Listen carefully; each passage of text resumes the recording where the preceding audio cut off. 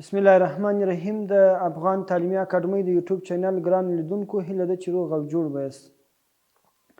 ګران لیدونکو، موږ د فزیک د عملي تجربو د لړۍ په دوام د اتم ټولګي 22مه تجربه په عملي ډول درسره شریکوو. دا تجربې د افغان تعلیمي اکاډمۍ او کندهار ساینس مرکز په ګډه همکارۍ ترسره کیږي. ټولګي اتم ټولګي د مضمون فزیک، موضوع د جسم چارچول، هدف د القا په واسطه د جسم چارچول دي. د ضرورت وړ مواد او وسایل الکتروسکوپ دی، دوه فلزي کرې دي، پلاستیکي میله ده، وړین ټوکر دی. ګران لیدونکو، هغه څه چې په تجربه کې موږ ورته اړتیا لرو هغه یو درته معرفي کوم. دا الکتروسکوپ دی، دا د جسم چارج معلوموي. فقط موږ ته دا راښیي چې دا جسم چارج لري که نه لري. که چیرې جسم چارج ولري دا ستن او الکتروسکوپ ته نږدې کو، دغه ستنه په حرکت راځي، حرکت کوي، نو موږ ته دا ښیي چې دا جسم چارج داره دی. دا هم فلزي کره ده او دا هم بله فلزي کره ده. دا دوې کرې مو په ته اړتیا لرو. دا دوې کرې سوې او دا هم وړین ټوکر دی. دا هم میله ده، دا پلاستیکي میله ده او دا هم شیشه‌ایي میله ده. موږ په تیرو تجربو کې یاداوري وکړه چې جسم چې کله موږ چارجوو په درو طریقو باندې چارجولی سو. یوه طریقه یې د مښلو طریقه ده چې کله دوه جسمونه په خپل منځ کې سره ومښو، د مښلو په نتیجه کې دواړه جسمونه چارجداره کیږي. او بله طریقه یې د تماس طریقه وه چې یو چارج لرونکې میله مو فلزي کرې ته نږدې کړه، فلزي کره یې هم چارجداره کړه، دا د تماس طریقه وه. نن د القا په طریقه باندې د جسم چارجول وایو. که چیرې موږ داسې دوې دانې فلزي کرې ولرو، دا چې څنګ پر څنګ سره ایښي دي یو د بل سره په تماس کې، که دې ته موږ یوه چارج لرونکې میله ورته نږدې کړو، که میله مثبت چارج ولري، دا میله به د تیرې تجربې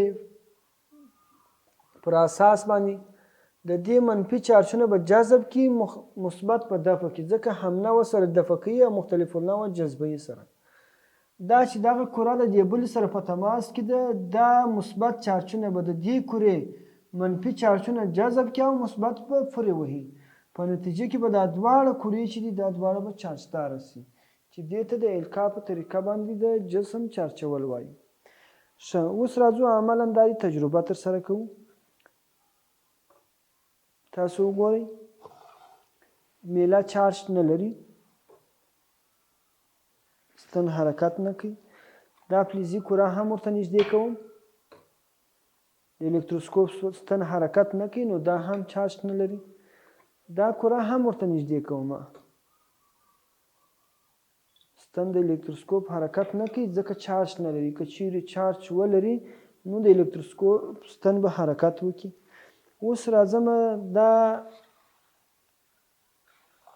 دوې کرې داسې سره ایږدم څنګ پر څنګ باندې چې یو له بله سره په تماس کې، بیا دا میله چارجداره کوم.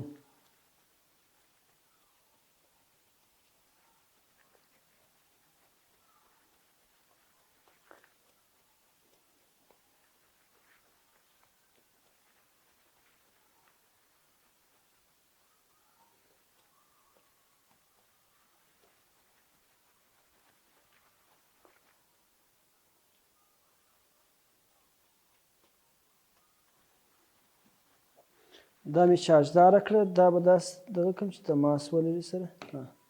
اوس دا به پر ده باندې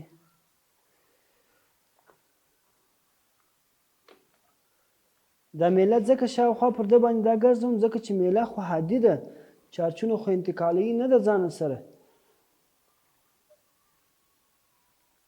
فلز نه دی چې چارجونه انتقال کړي، ځکه عایق دی هغه.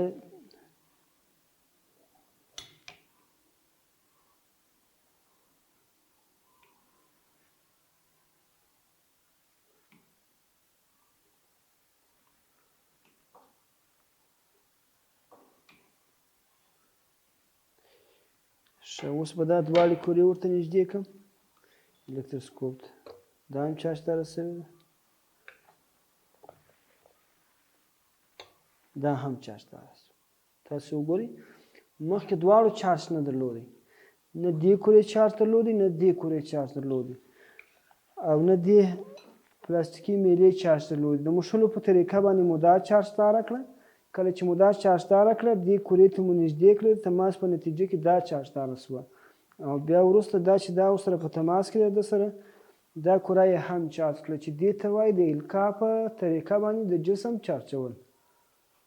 ګرانو لیدونکو دا وه زموږ او ستاسو د نن ورځې تجربه. تر راتلونکې تجربې مو په الله سپارم.